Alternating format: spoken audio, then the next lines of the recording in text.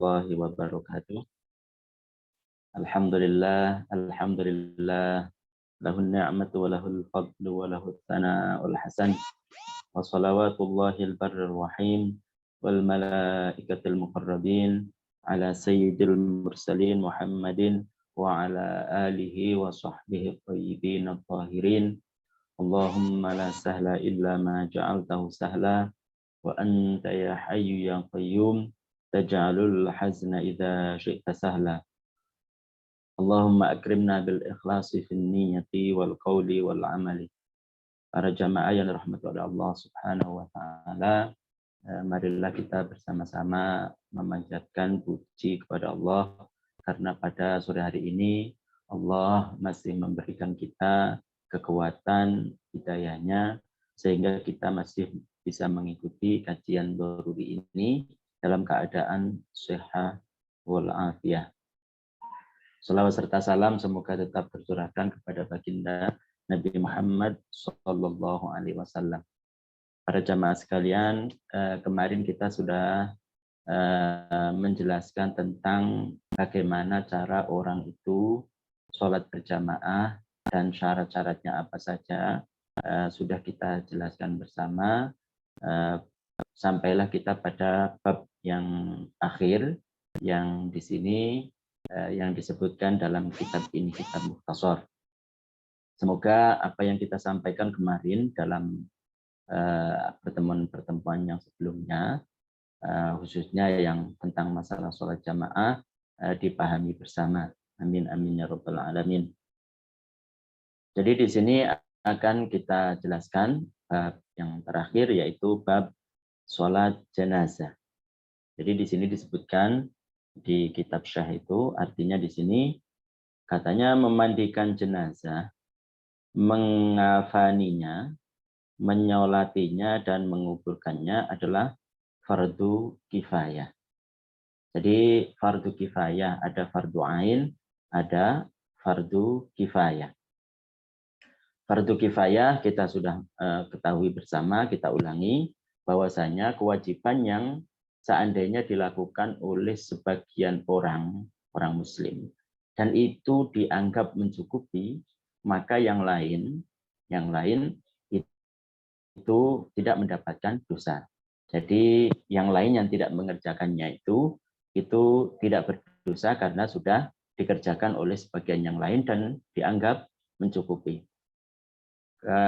Kalau fardu ain atau wajib ain, kewajiban yang diharuskan dilakukan oleh setiap orang, tidak boleh dilakukan oleh hanya sebagian.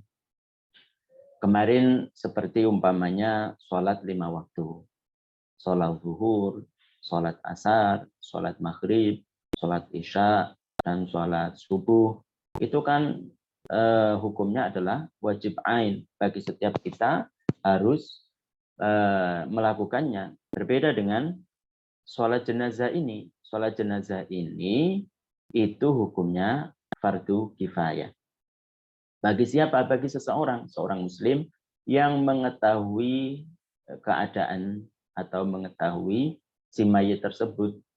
Artinya kalau seorang muslim meninggal, maka wajib bagi orang yang mengetahuinya untuk melakukan ini 4. Pertama adalah memandikan jenazah, kemudian mengafaninya, menyolatinya, dan menguburkannya. Di sini disebutkan jika jenazah tersebut adalah muslim dan dilahirkan dalam keadaan hidup. Jadi jika yang meninggal itu adalah orang muslim, maka bagi muslim yang lain, apa kewajibannya? Kewajibannya itu adalah ada 4. Pertama adalah memandikan, mengkafani, mensolati, dan menguburkannya di kuburan orang muslim. Jadi bagi yang tahu keadaannya, bagi orang yang tahu tentang ada orang yang muslim yang meninggal, maka baginya itu harus melakukan ini, yaitu memandikan, mengkafani, mensolati, dan menguburkannya. Tapi kalau yang meninggal tersebut itu adalah orang yang bukan muslim, bagaimana?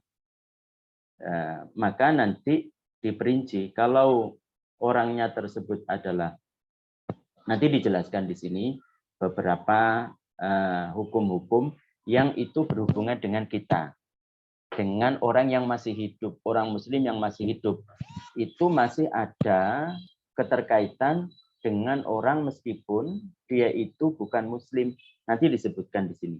Jadi kewajiban bagi orang yang muslim, orang yang masih hidup, bagi kita maksudnya, bukan si mayit. Si mayit itu sudah hilang darinya taklif. Sudah tidak ada beban bagi dia untuk melakukan kewajiban atau meninggalkan larangan. Karena dia sudah meninggal. Tapi kewajiban tersebut itu ditujukan kepada siapa yang masih hidup. Apa kewajiban kita? Kewajiban kita yang harus kita lakukan kepada sesama orang muslim, meskipun dia sudah meninggal. Coba lihat, hukum yang mana yang mengatur tentang hal ini. Meskipun sudah meninggal, itu ada hak-hak bagi kita yang masih hidup untuk dikerjakannya kepada sesama muslim, apalagi masih hidup. Apalagi masih hidup. Masih hidup itu tentu kita harus menjaga saudara kita yang muslim dari omongan kita. Kalau masih hidup, kita harus menjaga orang-orang muslim yang lain tersebut itu dari tangan kita. Sedangkan dalam keadaan dia sudah meninggal saja, ada kewajiban bagi kita harus dilakukan kepadanya. Itu diperintahkan oleh Allah, itu diajarkan oleh agama. Jadi bagaimana seorang muslim di antara muslim yang lain itu sangat erat persaudaraannya. Sampai yang namanya sudah meninggal, itu ada hak-hak bagi seorang muslim yang lain untuk dilakukannya, yaitu seperti ini tadi, yaitu memandikan, kemudian mengkafani, kemudian mensolati, dan menguburkan. Jadi kalau orang tersebut adalah muslim dan dilahirkan dalam keadaan hidup, maka wajib bagi yang lain untuk melakukan 4 ini. Apa itu? Memandikan, mengkafani, mensolati, dan menguburkannya. Kalau tidak dilakukan, semuanya nggak melakukannya, maka semuanya yang mengetahui hal itu, mengetahui ada si mayit, semuanya berdosa. Semuanya berdosa. Kemudian demikian pula fardu kifayah mengafani dan menguburkan jenazah kafir yang zimmi. Nah, ini. Demikian juga ada hak-hak kita bagi seorang muslim apa? Untuk mengkuburkan di sini dan mengafaninya. Menguburkan dan mengkafaninya. Jadi menguburkan si mayit yang kafir dhimmi. Kafir dhimmi itu apa sih? Dalam hukum Islam itu ada kafir ad-dhimmi, ada al-kafir al-harbi, ada yang al-murtad. Kita sudah tahu al-murtad itu siapa? Orang yang kafir, yang asalnya itu Islam, kemudian keluar dari Islam. Ada kalanya dia karena memeluk agama lain, agama selain Islam. Ada kalanya karena dia mencaci maki Allah. Ada kalanya dia itu mencaci maki Nabi. Dari apa-apa yang kita jelaskan yang kemarin tentang perkara-perkara yang membuat orang tersebut keluar dari Islam, baik dari ucapan, perbuatan, ataupun keyakinan. Orang yang mati dalam keadaan itu, maka itu namanya murtad. Ada namanya kafir al-harbi. Kafir al-harbi itu kafir musuh kita. Jadi bermusuhan seperti yang kita lihat sekarang, umpamanya di kafir-kafir di beberapa negara. Kemudian ada namanya kafir dhimmi, al-kafir az-dhimmi. Kafir dhimmi itu adalah orang yang kafir dan dia hidup di bawah kekuasaan orang Islam. Dan setiap tahunnya dia membayar pajak, membayar apa namanya, istilahnya itu sesuatu yang diperuntukkan untuk Islam. Itu. Nah, itu namanya kafir dhimmi. Nah, orang yang seperti ini, orang yang kafir dzimmi ini, maka ada hak-hak bagi kita kepadanya. Apa itu? Yaitu mengkuburkannya dan mengkafaninya. Dari mana hartanya? Hartanya itu dari peninggalannya. Kalau enggak ada, maka diambilkan dari orang-orang yang kaya di antara kita. Orang-orang yang kaya. Di antara kita, orang-orang muslim diambilkan, kemudian dibuat untuk mengkafani. Ini disampaikan kepada orang-orang itu, orang-orang yang tidak mau masuk Islam. Jadi orang-orang yang seperti itu, bagi kita itu ada hak bagi kita untuk apa? Untuk mengkafaninya dan menguburkannya. Karena dia hidup di bawah kekuasaan Islam dan dia tunduk dan membayar sesuatu yang diperuntukkan untuk Islam. Jadi begitu. Tapi kalau dia itu adalah kafir harbi, maka tidak ada bagi kita untuk kewajiban kita untuk apalagi mensolati, untuk mengkafani, untuk memandikan, itu tidak ada kewajiban. Tidak ada kewajiban bagi kita. Tidak ada kewajiban bagi kita. Kemudian juga orang murtad, bahkan ini lebih bahaya lagi. Artinya lebih parah lagi dia. Artinya kita itu tidak ada kewajiban bagi kita untuk mensolati. Bahkan mensolati tidak boleh. Memandikan, kemudian mengkafani, mengkuburkan. Tidak boleh mengkuburkan. Di kuburan orang muslim tidak boleh. Tapi bagi kita harus melakukan sesuatu supaya orang muslim lain terhindar dari baunya, yaitu mengkuburkannya. Jadi tidak ada hak-hak bagi kita untuk apa? Untuk melakukan sesuatu terhadap mayit yang mayit tersebut adalah kafir yang musuh ataupun dia itu keluar dari Islam. Bahkan diceritakan seandainya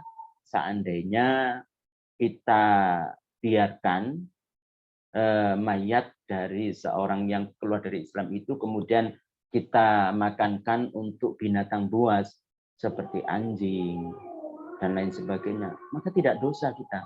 Maka tidak dosa. Beda dengan kafir dzimmi tadi. Orang yang tidak beragama Islam, dia tunduk pada Islam.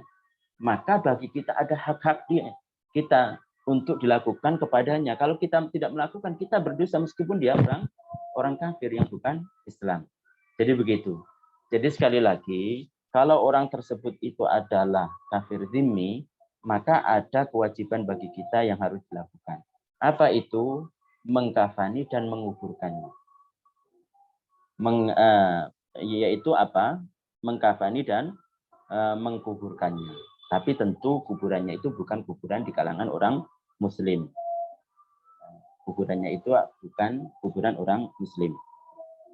Sedangkan bayi yang gugur, yang meninggal, wajib dimandikan, dikafani, dan dikuburkan.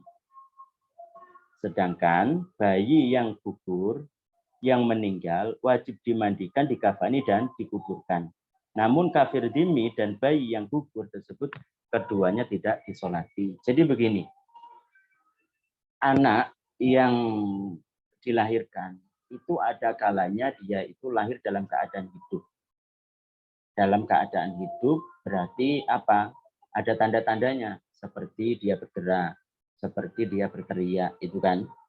Maka anak yang hidup seperti ini, lahir dalam keadaan hidup, mempunyai tanda-tanda kehidupan, maka kewajiban kita sama seperti orang dewasa. Apa itu? 4 perkara. Yaitu pertama memandikan, mengkafani, kemudian mensolati dan menguburkannya. Saya ulangi lagi, bahwasanya anak tersebut, anak yang dilahirkan dari seorang ibu, itu ada kalanya dia itu masih hidup. Masih hidup itu tanda-tandanya berarti dia bergerak, kemudian dia itu berteriak, maka anak yang seperti ini, maka wajib bagi kita untuk melakukan 4. Yaitu apa? Yaitu memandikan, mengkafani, mensolati, dan menguburkan. Tapi kalau si anak tersebut itu tidak ada tanda-tanda kehidupan, tidak bergerak, kemudian nampak si bayinya ada telinga, ada mulut. Ya manusia, sudah berbentuk sempurna manusia. Tidak ada tanda-tanda kehidupan, tidak bergerak, tidak dia tidak berteriak, tidak nangis biasanya kan. Maka wajib bagi kita tiga. Wajib bagi kita lakukan kepada anak tersebut yang lahir, meninggal, tidak ada tanda-tanda kehidupan, tapi sudah sempurna bentuknya, yaitu ada telinga, ada ya seperti kita semua, maka wajib bagi kita kepadanya untuk melakukannya apa? Tiga, yaitu memandikan, kemudian mengkafani dan mengkuburkannya. Apa tadi? Yaitu memandikan, mengkafani dan menguburkannya. Tidak wajib bagi kita untuk mensolatinya. Bagi siapa? Bagi anak yang lahir, meninggal, dan tidak ada tanda kehidupan, tapi sudah berbentuk manusia. Tapi kalau dia, si anak tersebut itu lahir, dan belum berbentuk manusia, masih masih belum berbentuk, masih daging atau bagaimana, maka bagi kita sunnah untuk melakukan dua, yaitu apa? Membungkusnya, dilipat dengan kain, kemudian mengkuburkannya. Sunnah bagi kita, tidak wajib karena belum berbentuk manusia. Saya ulangi lagi, bahwasanya anak yang lahir dari seorang ibu, itu kemungkinannya dia itu hidup, kemudian meninggal. Semoga kita semua diberikan karunia anak yang soleh dan soleha, yang menegakkan agama Islam. Amin. Jadi anak tersebut yang lahir, kemudian ada tanda-tanda kehidupan seperti dia itu berteriak, kemudian bergerak-gerak, maka wajib bagi kita untuk melakukan kepadanya 4 perkara seperti yang dilakukan oleh orang dewasa kepada orang yang sudah dewasa, yaitu memandikan, mengkafani, kemudian mensolati dan menguburkan. Ini bagi anak tersebut. Anak yang dia itu lahir, kemudian ada tanda-tanda kehidupan. Ada lagi anak tersebut itu lahir, meninggal, tidak ada tanda-tanda kehidupan, tidak bergerak, tidak berteriak, tapi dia sudah berbentuk manusia. Maka wajib bagi kita 3. Maka wajib bagi kita melakukan kepada dia 3 perkara. Apa itu? Memandikan, mengkafani, dan menguburkannya. Tidak menyolatinya. Kalau dia itu yang kedua. Yang ketiga, kalau anak tersebut itu lahir keguguran, kemudian belum berbentuk manusia, maka sunnah bagi kita untuk membungkusnya dan dikuburkannya. Kemudian, paham ya kira-kira? Paham insya Allah. Barang siapa yang mati dalam peperangan melawan orang kafir, karena peperangan itu, maka dia dikafani dengan pakaian yang ia kenakan. Mati syahid, syahidul ma'rokah. Syahid yang karena dia mengangkat senjata dan dia meninggal karena perang itu. Artinya dia itu ketika menyerang orang kafir, kemudian berkecamuk, terjadi peperangan, kemudian dia itu terkena panah, terkena pedang, atau dia itu jatuh dari kudanya karena perang itu.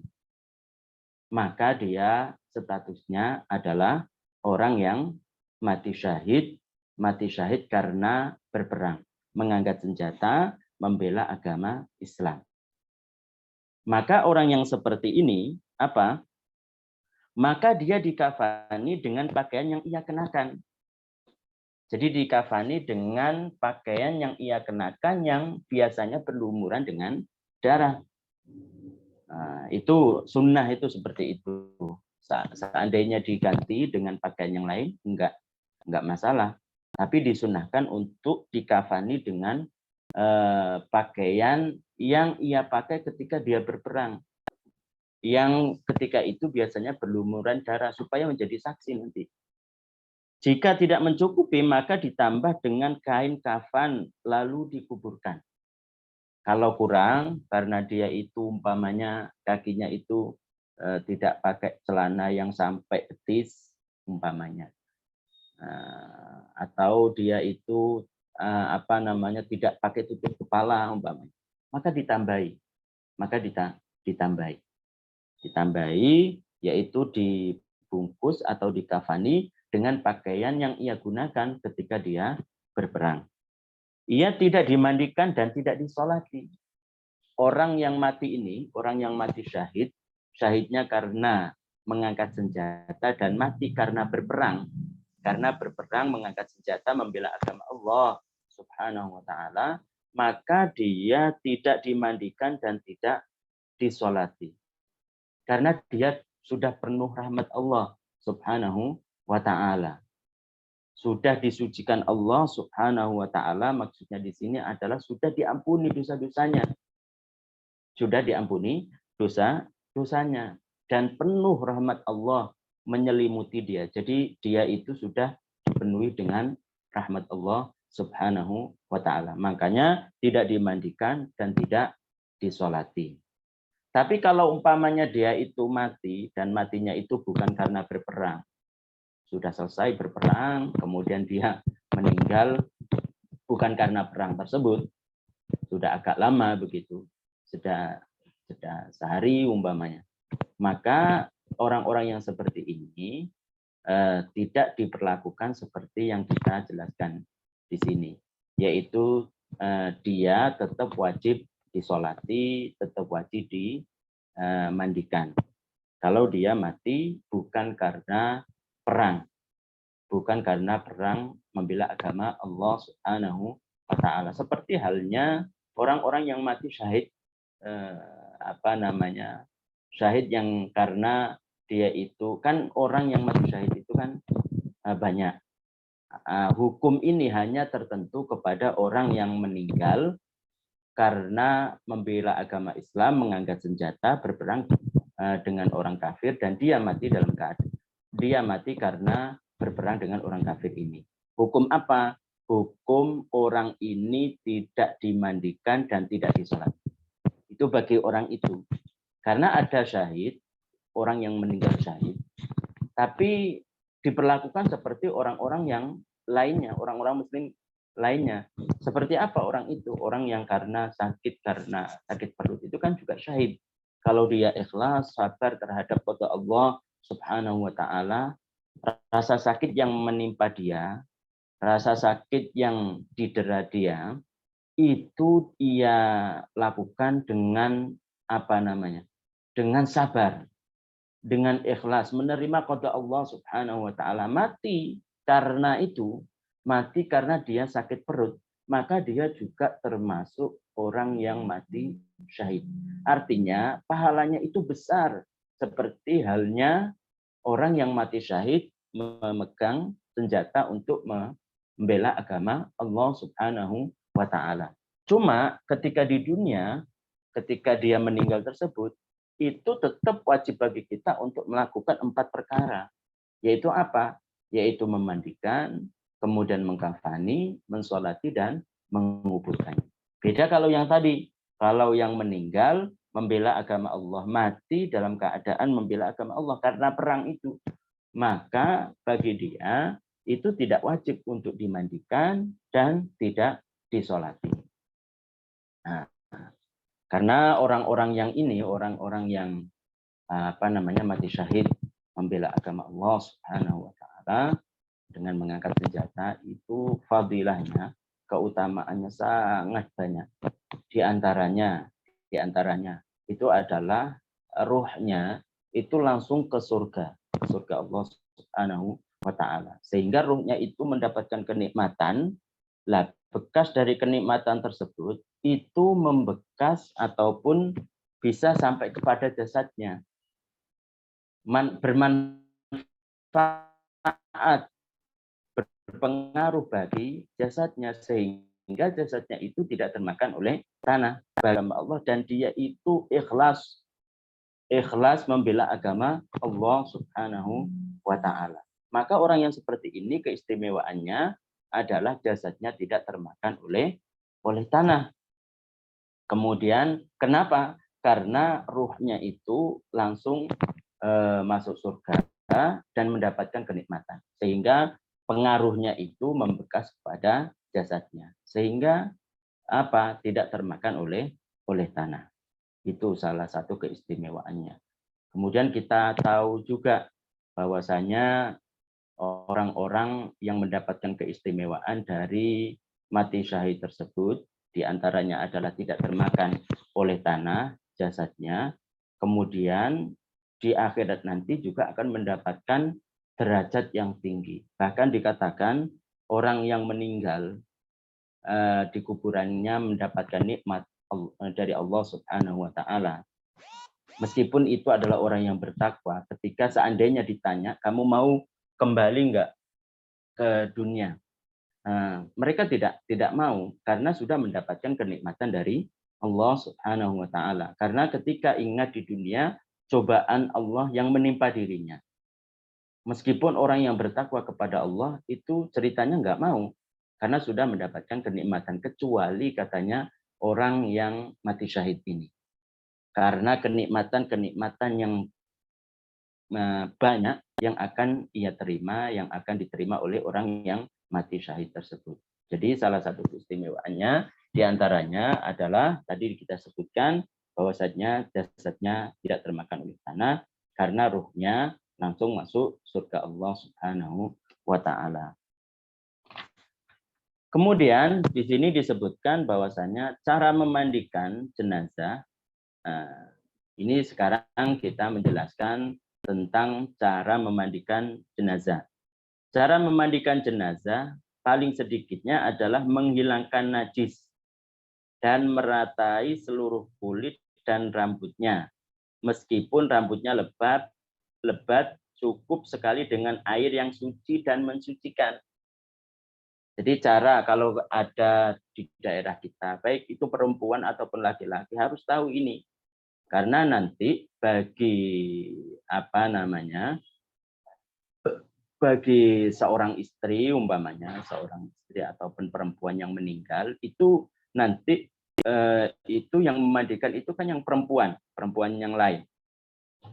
Meskipun seandainya suaminya itu memandikan bisa-bisa saja, tapi itu lebih utama itu adalah perempuan yang lain. Maka harus tahu cara untuk mensolati, cara untuk memandikan, maksudnya cara untuk memandikan ini.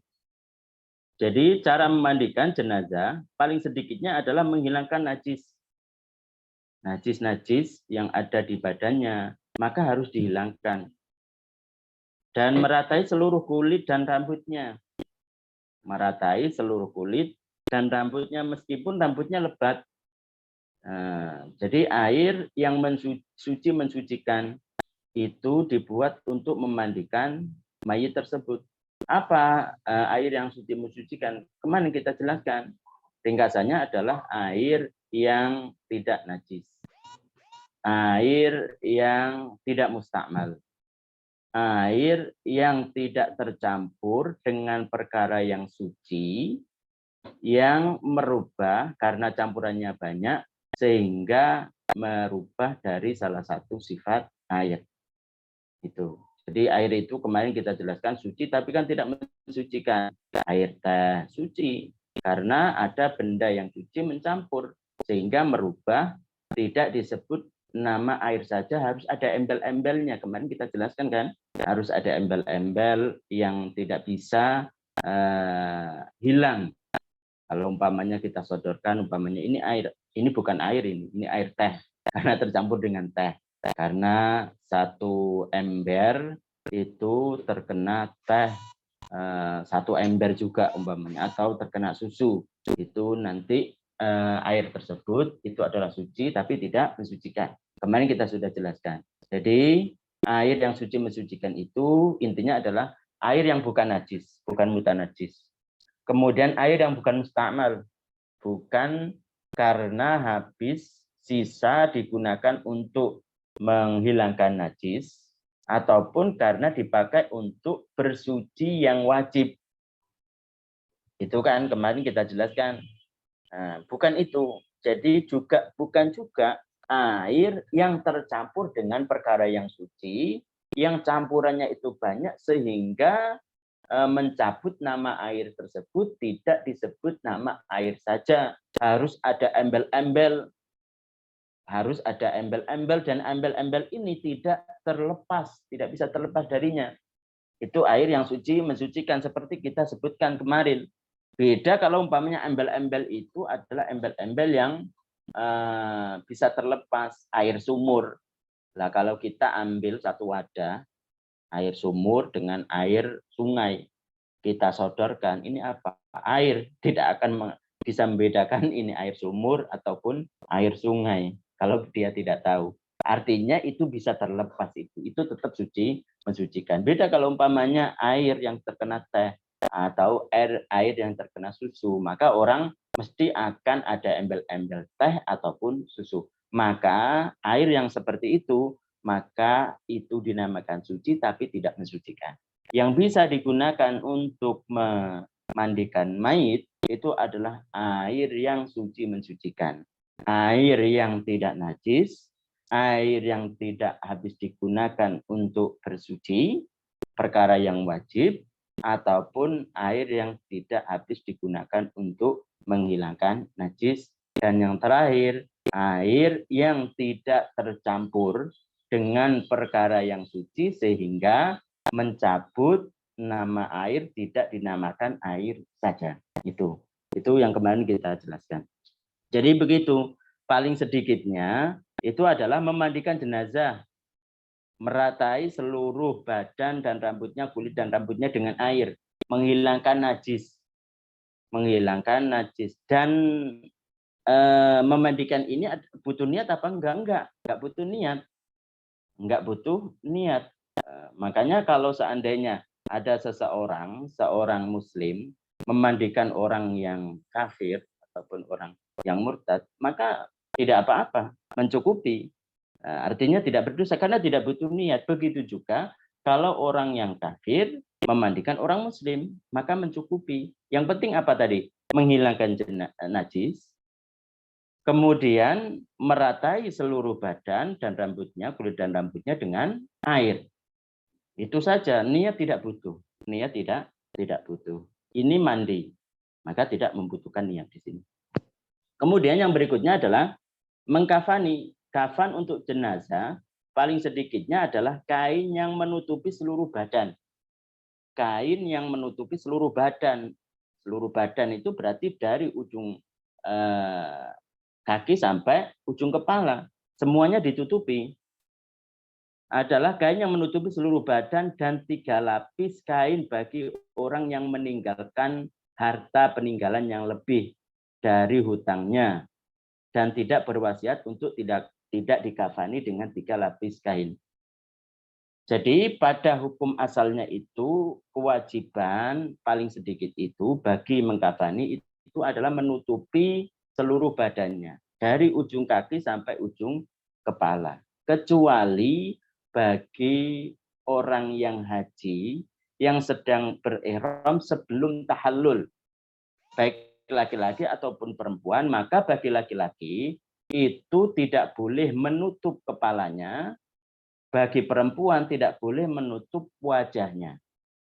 Kenapa? Karena supaya ketika dia dibangkitkan dari kuburan besok itu dalam keadaan bertalbiyah, dalam keadaan ihram, mengagungkan nama Allah Subhanahu wa Ta'ala. Tidak boleh bagi orang yang ihram sebelum tahallul mungkin sudah mengerti ya, sebelum mengerjakan 2 di antara 3. Di antara 3, yaitu ada kalanya melempar jumrah aqabah, kemudian mempelontos atau mencukur, mengambil rambut. Dan yang terakhir itu adalah tawaf fardu, tawaf ifadah. Jadi kalau sudah melakukan 2 di antara 3, itu namanya tahallul awal kan. Tahallul awal. Sebelum itu ihram dia, kemudian dia meninggal. Maka apa? Maka tidak boleh bagi seorang perempuan untuk ditutup wajahnya, bagi laki-laki tidak boleh ditutup kepalanya. Supaya ketika dia dibangkitkan dalam keadaan berihram, bertalbiyah kepada Allah Subhanahu wa taala. Jadi mengagungkan nama Allah Subhanahu wa taala. Jadi kalau selain itu wajib untuk menutupi, paling sedikit menutupi seluruh badannya dari ujung kaki sampai ujung kepala. Nah, bagi orang yang meninggalkan harta, di sini disebutkan ataupun dia itu tidak berwasiat untuk tidak dikafani 3 kali. Kalau ada orang umpamanya sakaratul maut, dia mengatakan saya kalau meninggal nggak usah dikafani 3 kali. Umpamanya dia begitu. Maka orang yang seperti ini, kalau dia tidak berwasiat seperti itu, maka yang diwajibkan itu adalah 3 lapis. 3 lapis, 1, 2, 3. Maka diwajibkan 3 lapis. Tapi kalau orang tersebut itu tidak mempunyai harta sama sekali, atau dia itu berwasiat, dia mengatakan kalau saya meninggal maka jangan dilapisi 3 lapis. Bagi orang ini, 2 ini tidak mempunyai harta, ataupun dia berwasiat untuk tidak dilapisi 3 lapis, untuk tidak dikafani 3 lapis, maka yang diwajibkan adalah bagi kita untuk dia itu menutupi semua badannya, meskipun tidak 3 lapis. Jadi wajib semuanya untuk ditutupin. Paham ya? Nah, ini harus diketahui semua, bagi laki-laki ataupun perempuan, supaya perempuan itu bisa mengkafani saudarinya atau ibunya. Sungguh beruntung bagi seorang orang tua yang anaknya itu tahu untuk cara mensolati, yang anaknya itu tahu cara untuk memandikan, yang anaknya tahu itu cara untuk mengkafani. Maka bahagia orang tua kalau anaknya bisa seperti itu. Jadi itu ya, paling sedikit untuk mengkafani si mayit itu adalah membungkus semua badannya dengan kain kafan. Membungkus artinya semua badan itu dari ujung kaki ke ujung kepala itu. Kemudian wajib 3 lapis, 3 sab. Bagi siapa? Pertama, bagi orang yang mempunyai harta. Ketika meninggal dia meninggalkan harta. Meskipun hartanya itu hanya 3 sab ataupun 3 lapis itu saja, wajib untuk dikafani 3 lapis. Bagi orang tersebut. Yang kedua, bagi orang yang tidak berwasiat untuk tidak dikafani 3 lapis. Itu wajib untuk dikafani 3 lapis. Tapi kalau orang tersebut itu berwasiat untuk tidak dikafani 3 lapis, untuk tidak dikafani 3 lapis, tidak berwasiat maksudnya di sini tidak dikafani 3 lapis, ataupun bagi orang yang mempunyai harta peninggalan, mempunyai harta meskipun hanya 3. Hartanya peninggalannya itu adalah cuma 3 kain untuk bisa mengkafani dia. Maka wajib bagi kita untuk mengkafani dia itu 3 lapis, 3 kain. Kemudian yang berikutnya masalah kafan, masalah mandi, udah kita jelaskan. Kemudian yang berikutnya adalah cara menyolati jenazah. Paling sedikitnya, ini sekarang tentang sholat. Cara mensolati jenazah paling sedikitnya adalah seorang berniat menyolatinya. Nah, Ini kalau mensolati ini berarti khusus orang muslim. Orang yang disolati itu harus muslim. Kenapa? Karena sholat itu butuh niat. Karena sholat itu butuh niat. Cara mensolati jenazah paling sedikitnya adalah seorang berniat menyolatinya. Nawaitu ataupun gini, usolli sholatal janazati ala hadzal mayyit. Meskipun tidak menyebutkan namanya. Nggak usah menyebutkan namanya. Jadi kalau dia itu ada di depannya, kita mengatakan niat usolli sholatal janazati ala hadhil maitati atau mayyiti. Nah, itu niatnya seperti biasa di dalam hati, meniatkan kefarduan sholat jenazah. Usolli sholatal biasanya kan usolli sholatal janazati ala hadal mayit fardu kifayatin. Arba'at takbiratin fardu kifayatin makmuman ataupun imaman lillahi ta'ala. Itu seperti itu. Menentukan dan mengucapkan Allahu Akbar. Setelah dia niat, kemudian niat itu tadi usolli ala hadal mayyiti usolli sholatal janazati ala hadal mayyiti arba'at takbiratin fardu kifayatin makmuman atau imaman lillahi ta'ala. Kemudian setelah itu apa yang ia baca, apa yang ia ucapkan, membaca takbir. Membaca takbir. Allahu Akbar. Begitu. Dalam keadaan berdiri jika ia mampu, seperti halnya sholat-sholat biasa, sholat fardu, sholat sholat asar, maghrib itu maksudnya. Jadi disyaratkan harus berdiri jika dia mampu. Kemudian setelah dia membaca takbir yang pertama, membaca surat Al-Fatihah. Meskipun peletakan Al-Fatihah itu tidak harus pada takbir yang pertama. Jadi bisa membaca Al-Fatihah itu diletakkan pada setelah takbir yang keempat ataupun setelah takbir yang pertama. Gimana kalau umpamanya setelah takbir yang pertama dia tidak membaca Al-Fatihah? Ya udah, langsung takbir yang kedua. Umpamanya dia mengatakan atau niat begini, usolli sholatal janazati ala hadal mayyiti arba'at takbiratin fardu kifayatin makmuman atau imaman lillahi ta'ala Allahu Akbar. Enggak baca Al-Fatihah, kemudian apa? Takbir lagi. Allahu Akbar. Atau setelah takbir yang pertama itu membaca Al-Fatihah. Maka tentunya kalau membaca Al-Fatihah syaratnya seperti kita membaca Al-Fatihah pada sholat biasa, sholat fardu, sholat yang lain, sholat zuhur, asar dan lain sebagainya, yaitu harus tertib, harus tasydidnya dibaca juga yang ada 14 kemarin kita jelaskan, membaca bismillah karena termasuk daripada Al-Fatihah.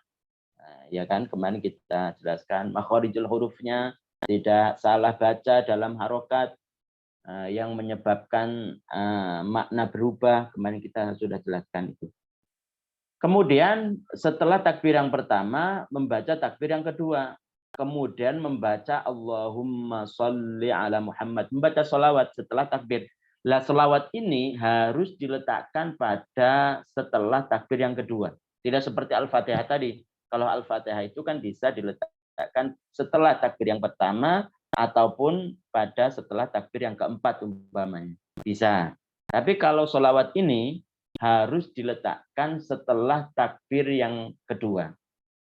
Jadi setelah dia membaca takbir yang pertama, kemudian seandainya dia membaca Al-Fatihah, maka takbir yang kedua, ataupun dia membaca Al-Fatihah setelah takbir yang pertama, kemudian takbir yang kedua, setelah takbir yang kedua, maka dia membaca sholawat kepada baginda Nabi Muhammad Sallallahu Alaihi Wasallam. Kemudian setelah dia membaca sholawat, kemudian dia membaca takbir yang ketiga, Allahu Akbar. Ingat membaca takbir sama prosesnya, syarat-syaratnya ketika kita membaca takbir pada sholat-sholat biasa. artinya tidak boleh memanjangkan ba pada akbar, tidak boleh membaca hamzah yang panjang Allah seperti itu. Kemudian tidak boleh menambahi waw di antara Allah, lafaz jalalah dan akbar. Kemudian atau menambah waw pada sebelum lafaz jalalah wallahu akbar, atau tidak boleh apa? Tidak boleh mengganti hamzah pada akbar menjadi waw, menjadi Allahu akbar. Itu juga harus memenuhi persyaratan seperti itu. Kemudian setelah takbir yang ketiga, maka dia mendoakan jenazah dengan mendoakan perkara yang akhirat, seperti Allahumma gfir lahu, Allahumma arhamhu, itu bisa. Itu saja cukup. Allahumma gfir laha, Allahumma arhamha, itu bisa cukup itu. Nah, setelah takbir yang ketiga, dia membaca takbir yang keempat. Takbir yang keempat. Setelah takbir yang keempat ini, kalau dia Al-Fatihahnya tadi itu belum membaca, setelah takbir yang pertama diletakkan di sini. Kemudian dia Al-Fatihah, kemudian salam. Atau dia tidak sudah membaca Al-Fatihah setelah takbir yang pertama. Maka dia setelah takbir yang keempat ini, Assalamualaikum. Cuma di sini disunnahkan, setelah takbir yang keempat ini, dia membaca doa lagi. Allahumma gfir lahu warhamhu, Allahumma gfir laha warhamha, umpamanya. Setelah takbir yang keempat, kemudian dia disunnahkan untuk membaca doa. Seandainya tidak membaca doa, setelah takbir yang keempat, langsung salam, maka bisa. Assalamualaikum. Begitu.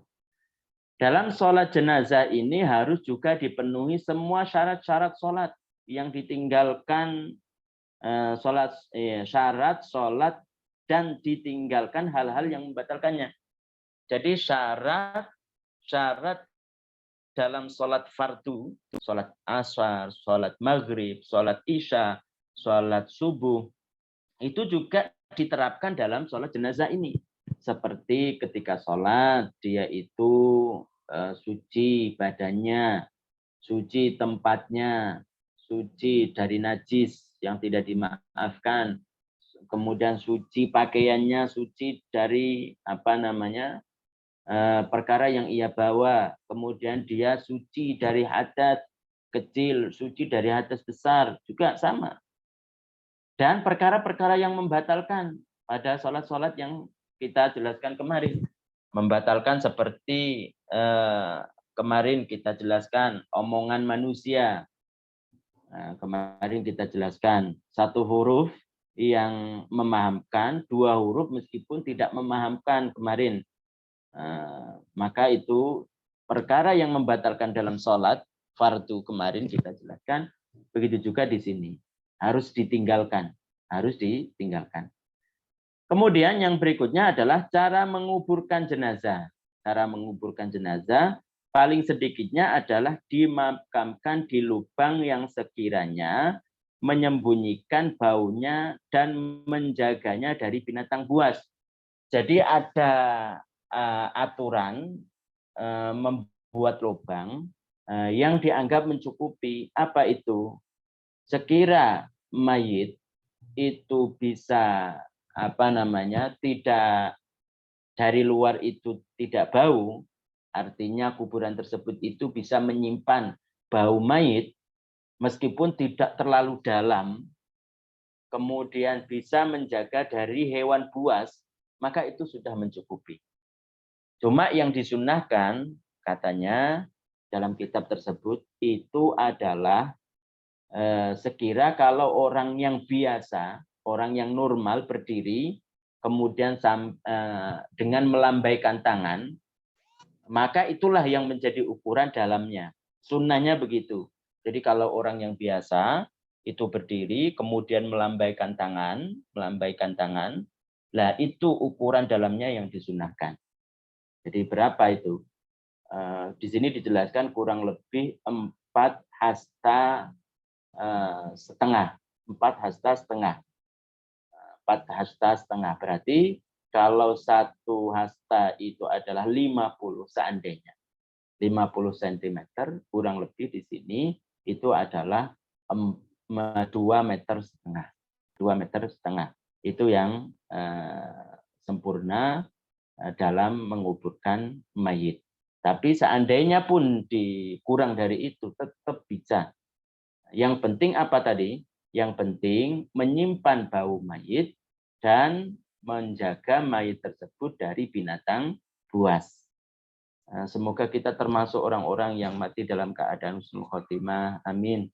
Amin ya rabbal alamin ya Allah. Allahumma rzuqna husnal khitam. Allahumma tawaffana muslimin. Allahumma tawaffana wa anta radin anna. Allahumma tawaffana ala kamilil iman. Amin. Disunahkan mendalamkan lubang kuburan seukuran tinggi orang berdiri sambil mengangkat tangannya ke atas tadi dan meluaskannya. Juga wajib menghadapkannya ke arah kiblat dan tidak boleh menguburkan jenazah dalam fiskiyah. Jadi kewajiban-kewajibannya lain itu adalah apa? Kewajiban lain itu wajib menghadapkan mayit itu ke arah kiblat. Wajib mengarahkan mayit itu ke arah kiblat. Berarti dia itu statusnya adalah miring. Miringnya kemana? Itu disunahkan miringnya itu ke kanan. Memiring ke kanan. Tapi kalau memiring kiri, ya tetap bisa. Tapi itu makruh katanya. Seandainya, berarti kalau miring ke kanan, itu berarti kepalanya itu ada di sebelah utara. Ya kan? Sebelah utara.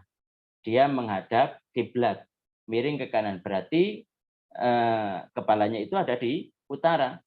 Tapi seandainya pun kepalanya ada di kiri, itu boleh, yang penting menghadap kiblat, tapi itu makruh. Katanya itu adalah makruh. Itu. Kemudian dilarang juga tidak boleh menguburkan jenazah dalam fiskiyah. Fiskiyah itu kayak seperti kotak. Kotak. Seperti itu. Nah, artinya kotak tersebut kayak seperti kotak laci 1, 2, 3 begitu. Orang-orang jahiliyah atau orang-orang dulu, sebagian orang-orang yang tidak berilmu jauh dari agama itu melakukan seperti itu. Jadi dia mengumpulkan satu mayat itu dalam satu kotak, satu laci. Kenapa ini diharamkan? Karena di situ menguburkan mayit sebelum mayit yang pertama itu sudah sebelum mayit yang pertama itu rusak, kemudian dimasukkan lagi. Itu tidak boleh, kayak seperti laci begitu. Jadi dia itu mengambil lacinya, kemudian di situ ada mayit, kemudian habis itu sebelum mayitnya itu rusak, kemudian dimasukkan lagi mayit yang kedua, ketiga ataupun yang keempat. Itu harus tahu tata caranya. Kemudian disunahkan juga seseorang kalau kuburannya itu adalah kuburan yang tanahnya itu tidak mudah runtuh, maka dikasih luang lahat. Berarti ada di samping. Berarti ada yang di samping sebelah kiri bagi orang yang melihat dari arah timur ke dalam, sebelah kiri, atau sebelah barat berarti, atau sebelah barat liang lahatnya. Tapi kalau tanahnya itu adalah tanah yang mudah runtuh, digali di samping itu runtuh umpamanya, maka disunahkan untuk membuat liang lahat itu di tengah. Di tengah digali itu kan, digali. Kemudian habis itu ditaruh mayit, kemudian ditaruh biasanya ada kayu dan lain sebagainya untuk menahan supaya tanah itu tidak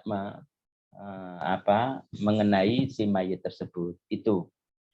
Kemudian juga yang harus kita perhatikan ketika si mayit tersebut dimandikan, maka harusnya mayit itu jangan sampai harus terlentang begitu. Bukan perutnya itu di bawah, meskipun kesunahan untuk memandikannya itu kan mandi itu pakai air, kemudian air suci mensucikan, kemudian dikasih kalau orang-orang dulu itu dikasih daun bidara, itu memang disunahkan itu seperti itu, kemudian digosokkan untuk bagian kanan, digosok bagian kiri, kemudian digosok bagian belakang yang kanan, kemudian bagian kiri. Meskipun untuk menggosok bagian belakang kanan dan kiri itu jangan sampai ya tetap mayit itu diterlentangkan, dilentangkan begitu. Bisa itu seperti itu. Jangan sampai ditengkurap itu. Itu katanya sesuatu yang tidak memuliakan mayit itu. Nah, ini dari bab mayit ini kita akhiri dalam bab fikih. Semoga kita semuanya itu paham dalam pelajaran-pelajaran yang kita pelajari. Yang akhirnya semoga kita mendapatkan pahala dari kita mengaji ini, menjadi ladang bagi kita semuanya, mati dalam keadaan husnul khotimah. Karena banyak orang-orang, naudzubillah, karena dia itu disibukkan dengan dunia, ketika sholat mayit kadang nggak tahu. Ada cerita di Timur Tengah sana, ketika bapaknya atau keluarga terdekatnya itu meninggal, dia itu tidak mau masuk. Alasannya bukan karena dia tidak peduli dengan orang tua, tapi dia malu karena tidak bisa mensolati. Beruntung bagi seorang orang tua yang mempunyai anak yang bisa mensolati, yang bisa mengkafani, kemudian bisa memandikan dan bisa menguburkannya di kuburan. Itu beruntung bagi orang tua yang mempunyai anak seperti itu. Makanya pendidikan dari mulai itu harus pendidikan Islam dari awal dini, bagaimana caranya itu harus dilakukan oleh orang tua. Insya Allah dengan cara-cara yang dipakaikan dalam Islam, diajarkan dalam Islam, anak tersebut itu insya Allah menjadi anak yang berbakti kepada orang tua, kepada bangsa, dan kepada negara, pada agama. Insya Allah dengan izin Allah Subhanahu wa Ta'ala. Jadi bagaimana cara untuk mengajarkan anak dari dini, kemarin kita jelaskan dalam fikih-fikih dalam bab-bab apa kewajiban bagi seorang wali, seorang ibu ataupun bapak atau orang-orang yang menempati ibu bapak mendidik anaknya ketika dia sudah tamyiz dan umur 7 tahun itu di sana.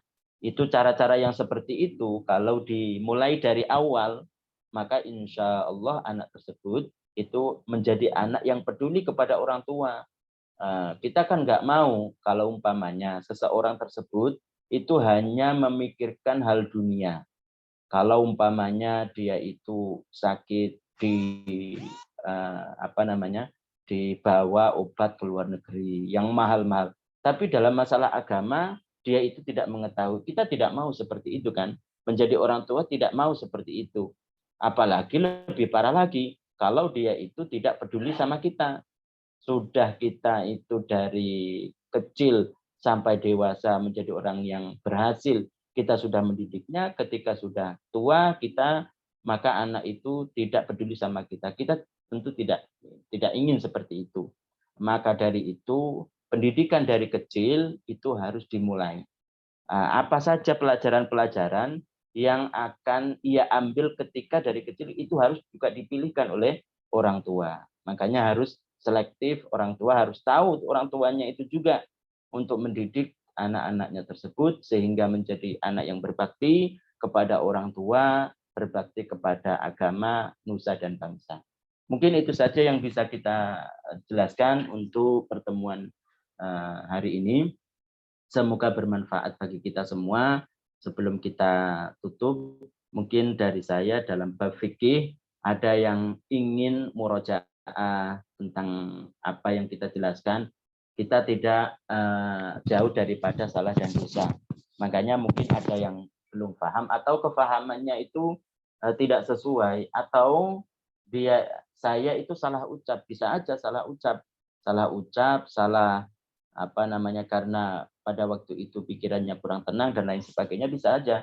Maka jangan sekali-kali langsung diajarkan kepada yang lain, kecuali sudah murojaah dulu, meminta penjelasan dari yang ahli. Itu pesan saya untuk para jamaah sekalian. Semoga kita segala urusannya dimudahkan oleh Allah Subhanahu wa taala, baik itu urusan dunia dan akhirat. Amin amin ya rabbal alamin. Sebelum ditutup mungkin ada yang bertanya, silakan.